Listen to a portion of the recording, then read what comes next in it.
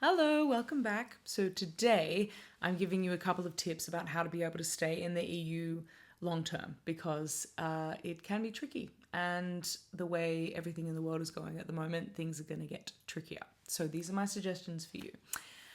So make your money work as hard as possible.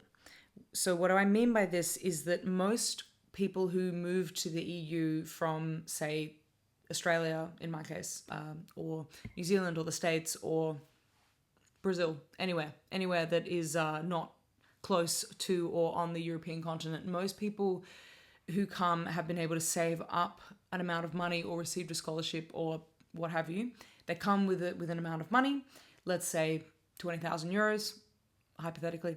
And, they say, okay, I've got this money that should set me up for a year or 2 years or 6 months or whatever. And the way to make that money work the hardest for you is to pick, it's really important that you pick wise places to live. So instead of going directly to, say, Berlin or Frankfurt or Munich, if you're going to Germany, for example, the big cities, the rent there is astronomically high. But if you can go to a satellite city of that city and live a lot cheaper, and, as long as the local train is not going to cost you as much money, that is going to end up saving you a huge amount of money.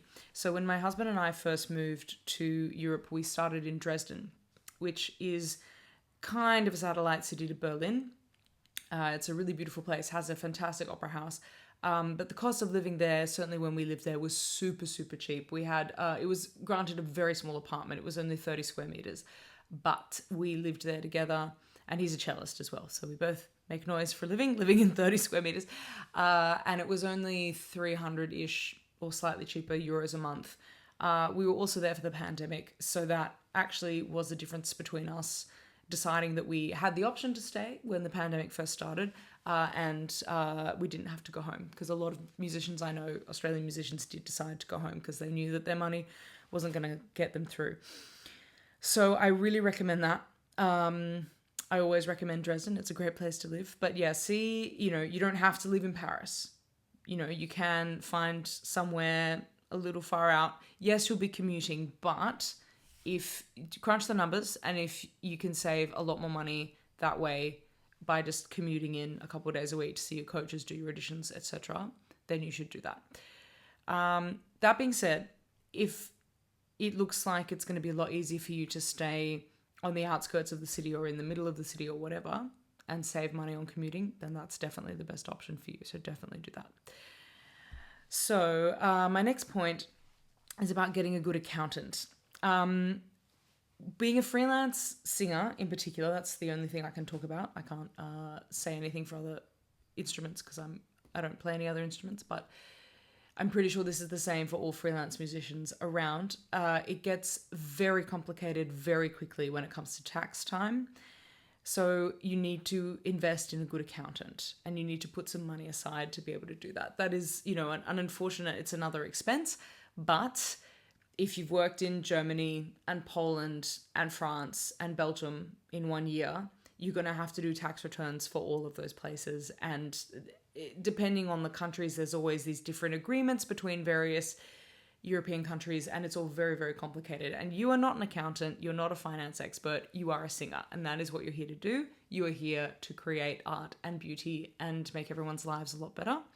You do not have to know all of these things. By all means, research them. By all means, get educated. I love that for you, but remember, you're a singer. So definitely outsource that expense. It's really important that you do that, and you'll probably get money back as well from your your pre-taxed gigs. So that's always excellent. We love that. And so my final point is one that's particularly prevalent now in 2024. So it's November 2024 when I'm filming this. Is that you really need to, if you can go overseas, say you're from Australia and you were working in arts admin or similar or what have you, you had some kind of administrative job. If you can make that job fully remote and part-time, keep, whatever works for you, 10, 20 hours a week, but keep it fully remote and keep that job so that you've got money still coming in. That is going to make the most enormous difference to your life, because when you come overseas, things don't just start happening straight away. It takes about 2 years to settle somewhere, really settle in somewhere, learning the language, etc., and like getting known around the place, and then you start getting invited to auditions and things like that. So you really need something that's gonna keep you floating financially through that time. So I really recommend remote work where possible. A lot of people now, with the new digital revolution, a lot of people are able to do teaching, which is fantastic. Remote teaching, which is really great. Teaching English is always an option. There's a lot of online forums that allow for that. So I definitely recommend that too. But yes, remote work is your key to being able to stay and continue. So yes, anyway, see you next time. Bye.